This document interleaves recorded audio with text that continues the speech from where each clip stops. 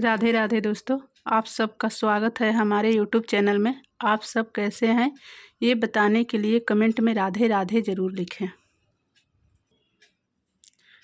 चलिए सुनते हैं एकादशी के बारे में कुछ महत्वपूर्ण बातें, फिर आगे कथा और पारण का समय भी सुनेंगे।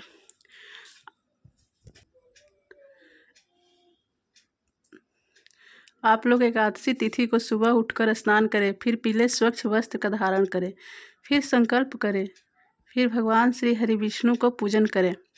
पूजन में धूप दीप फूल फल इत्यादि से पूजन करें।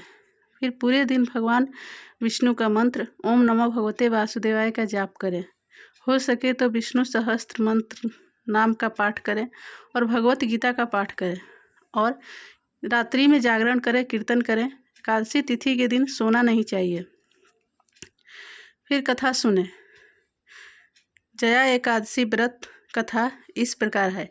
देवराज के स्वर्ग में एक अप्सरा थी, पुष्पवती, जो बहुत ही अच्छा नृत्य करती थी। वहीं एक मूल्यवान नामक का गंधर्व था, जो बहुत ही मधुर गीत गाता था। एक समय जब इंद्रदेव की सभा में उत्सव चल रहा था, तब उस उत्सव में पुष्पवती और मूल्यवान की एक दूसरे पर नज़र पड़ी, तो दोनों अपने सुध बुध खो गए, जिस कारण वो दोनों अपने लय और ताल में से भटक गए। ये देखकर इंद्र क्रोधित हो गए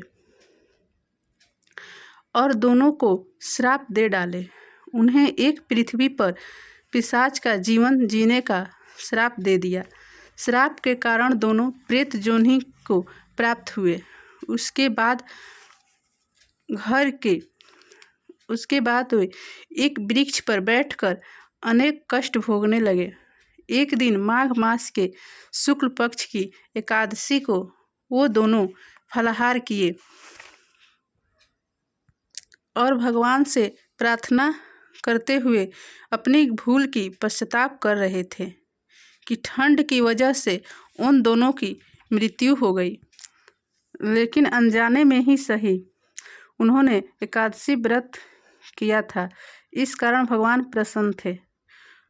उन दोनों की स्वर्ग की प्राप्ति हुई और पिशाच योनि से मुक्ति मिल गई।